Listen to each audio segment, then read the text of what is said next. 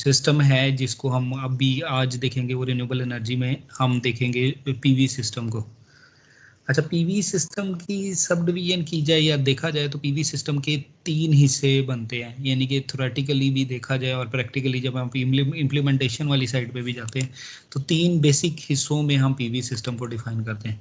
पहला हिस्सा हम इसको कहते हैं इनपुट स्टेज, दूसरा प्रोसेसिंग स्टेज और तीसरा आउटपुट स्टेज। इनपुट स्टेज मतलब सोलर पैनल्स आ जाते हैं।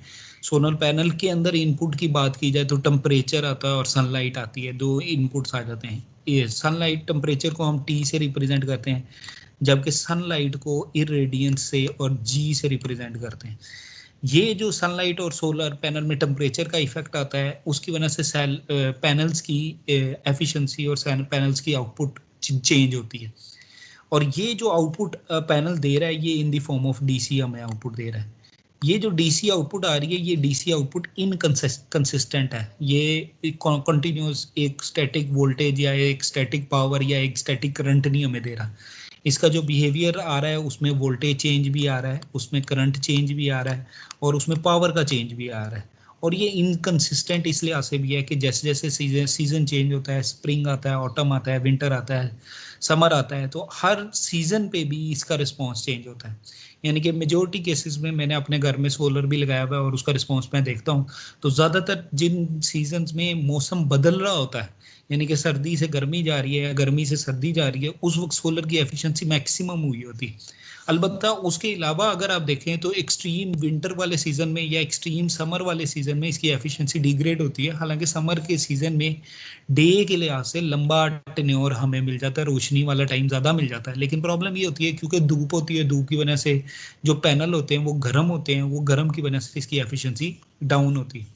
नॉर्मली जो सोलर की स्टैंडर्ड टेस्टिंग कंडीशन है, जिसको हम STC का नाम देते हैं, जो नॉर्मल स्टैटिस्टिक्स में हम उसको कहते हैं कि ये 25 डिग्री सेंटीग्रेड पे टेस्ट हो रही होती है।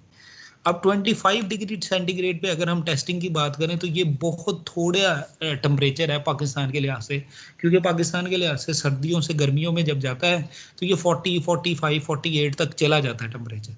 और जब 40, 45 के करीब टेम्परेचर आपका इन्वायरमेंटल टेम्परेचर होता है, तो जो सरफेस टेम्परेचर होता है वो कंपैरेटिवली ज़्यादा हो जाता है, क्योंकि वो हीट अप हो रहा था, कंटिन्यूस हीटिंग वाला फिनोमेना में चला जाता है, वो नॉर्मली 70, 75 डिग्री पे चला जाता है। और उसका इम्पैक्ट ये पड़ता है कि ओवरऑल हमारी जो क्या नाम है सोलर पैनल है, वो उस तरह उस एफिशिएंसी से वर्क नहीं करता है जिस एफिशिएंसी पे वो डिज़ाइन किया गया है, और वो उसका डिज़ाइन 25 डिग्री सेंटीग्रेड है। हाँ, ये ज़रूर कहा जा सकता है कि अगर टेम्परेचर 25 डिग्री से कम होगा तो इसकी एफिशिएंसी बढ़ जाएगी, और 25 डिग्री से ज़्यादा होगा तो इसकी एफिशिएंसी कम हो जाएगी। तो जितना ठंडा इन्वायरमेंट होगा उतनी एफिशिएंसी सोलर पैनल की ज़्यादा होगी, जितना गर्म इन्वायरमेंट होगा उतनी एफिशिएंसी कम होगी।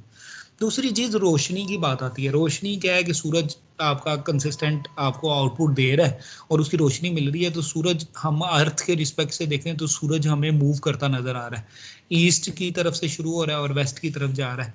जब उसने मूव करना है तो ऑटोमेटिकली जो एंगल बन रहा है मेरे सोलर पैनल का विद रिस्पेक्ट टू सन, वो चेंज हो रहा है। और अगर ये एंगल चेंज हो रहा है तो ऑटोमेटिकली हमारी जो output of the solar panel है वो भी डिग्रेड हो रही है with respect to sun position. अब यहाँ पे ये कहा जा सकता है कि भाई बिल्कुल अर्ली मॉर्निंग में या बिल्कुल मतलब कि आफ्टर असर की बात की ली जाए या अर्ली इवनिंग की बात कर ली जाए, तो दोनों सूरतों में output of the solar panel जो है वो रिड्यूस हो जाता है। और आइडियल सिचुएशन ये आती है, ये जो नून और आफ्टरनून की सिचुएशन आती है, that is approximately from 11 to 2 और 11 to 3। ये जो टाइम स्लॉट आती है, इस टाइम स्लॉट में हमें मैक्सिमम पावर या मैक्सिमम एनर्जी मिल रही होती है सोलर पैनल से, वो पीक मिलती है। अगर मैं सोलर के आउटपुट का कर्व बनाऊं तो कुछ कर्व इस तरह से बेल शेप कर्व बनता है। ये बेल शेप कर्व होता है, एक पॉइंट पे आके स्टैटिक हो जाता है और फिर नीचे आके फिर आहिस्ता आहिस्ता जीरो की तरफ चला जाता है।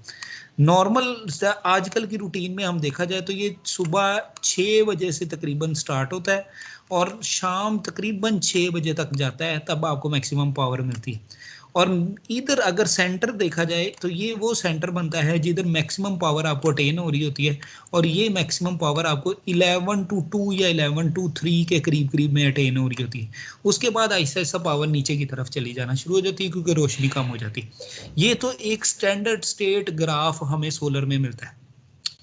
लेकिन अगर हम फिजिकली तौर पे देखें तो सोलर में इस तरह का ग्राफ आइडियली तौर पे मिलता नहीं, क्योंकि हमारे पास चांसेस हैं कि सोलर में कोई क्लाउडी इन्वायरमेंट भी हो सकता है, हमारे पास चांसेस है सोलर के अंदर कोई जो है हमारे पैनल्स के ऊपर कोई परिंदा आके बैठ सकता है, कोई बीट कर सकता है, या कोई इन्वायरमेंटली तौर पे आपके इर्द गिर्द जो बिल्डिंगें बनी है आपके राइट पे या लेफ्ट पे जो बिल्डिंगें बनी हुई है उनका साया पड़ जाता है।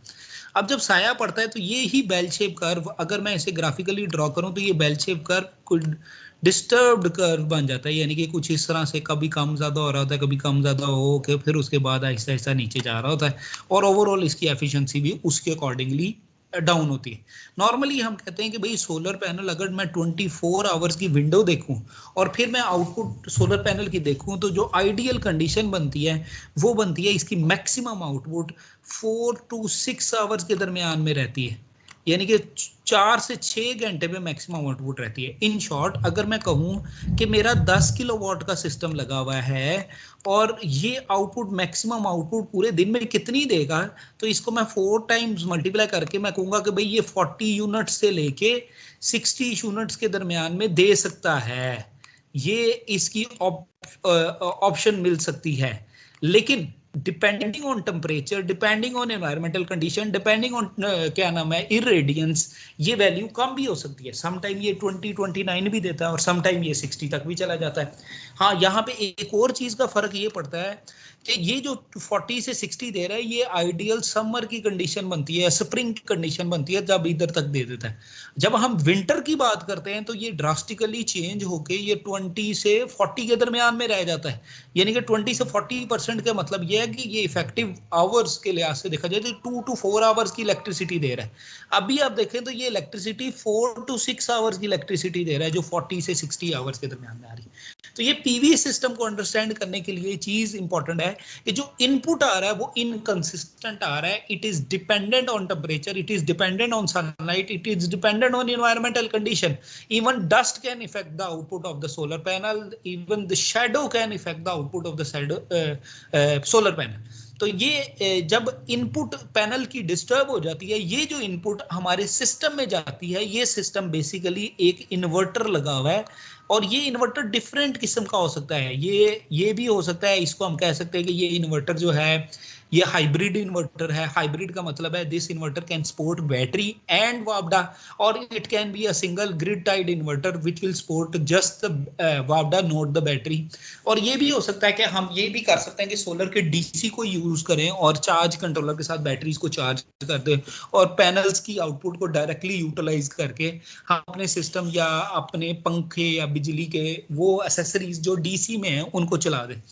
अब क्या होता है, क्योंकि डीसी इनपुट हमारे पास आ रही है तो सबसे पहला काम क्या है कि इस डीसी को कांस्टेंट डीसी सोर्स बनाना होता है। तो जो प्रोसेसिंग यूनिट होता है वो इस डीसी को लेता है और इस डीसी को डीसी टू डीसी कन्वर्टर से कन्वर्ट करके कांस्टेंट डीसी सोर्स के तौर पे एक्ट करवाता है। That can be a boost converter, can be a buck converter और buck boost converter. It depend on the system configuration और डिजाइन ऑफ द सिस्टम। ये आगे जाके हम इसको डिटेल में देखेंगे भी। तो डीसी टू डीसी कन्वर्टर एक इंपॉर्टेंट पार्ट आ जाता है सोलर पैनल का, और इस डीसी टू डीसी कन्वर्टर को आप जरा अगर पैनल्स के फॉर्मेशन में या सिस्टम के अकॉर्डिंगली देखो तो there are two types of DC to DC converter available in the PV system. That is either DC to DC converter is PWM based और the DC to DC converter is MPPT based. तो हमें ये चीज देखनी भी पड़ती है कि what is the difference between MPPT and PWM DC to DC converter and why we use this MPPT DC to DC converter for effective utilisation of PV system. तो यहाँ पे हमारे पास डीसी टू डीसी कन्वर्टर एक important concept के तौर पे आ जाता है। अब डीसी टू डीसी कन्वर्टर का जो आउटपुट मिलता है तो फिर हमारे पास एक कांस्टेंट डीसी वोल्टेज आ गया, तो फिर हमारे पास DC to AC converter available होता है that will convert the DC output to AC in order to utilize it for the AC load. तो हम इसको एसी में कन्वर्ट करके आगे ट्रांसमिट करते हैं। नॉर्मल सिस्टम में अगर मेरे पास 5 किलोवाट या इससे छोटे सिस्टम आते हैं, 1 किलोवाट का सिस्टम आ जाता है, 2 किलोवाट का सिस्टम आ जाता है, 3 किलोवाट का सिस्टम आ जाता है या 5 किलोवाट का सिस्टम आ जाता है। नॉर्मल केसेस में ये जो 5 किलोवाट तक के सिस्टम है ये systems usually single phase system होते हैं, जबकि more than 5 kilowatt that would be 7.5 kilowatt 10 kilowatt, 15 kilowatt, 12 kilowatt, फिर उसके बाद 17 किलोवाट, फिर उसके बाद 20, फिर 20 से अबव 25, फिर ऑनवर्ड आगे जाके 60, 100, 300, depending on the capacity of the system कितनी है, उसके अकॉर्डिंगली हमारे इन्वर्टर का साइज भी बढ़ जाता है। तो हमने ये चीज डिसाइड करनी है कि जो एसी आउटपुट है that would be a single phase AC output और 3 फेज एसी आउटपुट। तो हम ये बात कह रहे हैं कि जो छोटे सिस्टम है 5 किलोवाट और लेस, वो सिंगल फेज आउटपुट सिस्टम होते हैं, और 5 किलोवाट से बड़े वाले जो सिस्टम्स होते हैं that would be 3 phase systems. Fourth option ये बात बनती है कि जब ये आउटपुट मिलता है ये कंसिस्टेंट आउटपुट होता है। ये जो कंसिस्टेंट आउटपुट होता है ये बेसिकली ग्रिड से आ रहा है, और ग्रिड को as a primary source inverter ले रहा होता है। इन्वर्टर ये कह रहा होता है कि ग्रिड वो चीज है जिसको इन्वर्टर ने फॉलो करना है। इन्वर्टर ये कर रहा होता है कि जो ग्रिड की फ्रीक्वेंसी है उसके अकॉर्डिंगली अपनी फ्रीक्वेंसी जनरेट करता है, ग्रिड का जो फेज है उसके अकॉर्डिंगली फेज जनरेट करता है, ग्रिड का जो वोल्टेज लेवल है उसके अकॉर्डिंगली वोल्टेज लेवल जनरेट करता है। Inverter primary source as a grid ले लेता है और उस ग्रिड की बेस पे डिजाइन सिस्टम को डिजाइन कर रहा होता है। अलबत्ता हमारे पास some inverters are available which are stand alone inverters that does not required grid. So at that case वो इन्वर्टर क्या कर रहा होता है, जो स्टैंडर्ड रिक्वायरमेंट होती है उसके अकॉर्डिंगली बैटरी की आउटपुट को कन्वर्ट करके एसी में कन्वर्जन कर रहा होता है। In standalone PV system, we have the PV panel and the batteries. ये दो options available होती हैं. In the standalone PV system, we do not consider grid as a part of the PV system. However, हमारे पास option available होती है. We can convert standalone PV system to hybrid PV system. In that case, we use PV battery and वापडा, और तब हम उसे hybrid PV system कहते हैं। तो ये हमारे पास चॉइस ऑप्शन अवेलेबल होती है। तो ये ओवरऑल ओवरव्यू है मेरे पीवी सिस्टम का, जिसको आपको अंडरस्टैंड करना जरूरी है कि इनपुट नॉन कंसिस्टेंट है और आउटपुट कंसिस्टेंट है, और इनपुट से आउटपुट के दरमियान में हमारे पास प्रोसेसिंग यूनिट लगा हुआ है, और प्रोसेसिंग यूनिट के दो हिस्से हैं, एक डीसी टू डीसी कन्वर्टर है और एक डीसी टू एसी कन्वर्टर है, और फाइनली हमारे पास आउटपुट सिस्टम में मिल जाती है। ये कंप्लीट सिस्टम हमारे पास पीवी का मिल जाता है।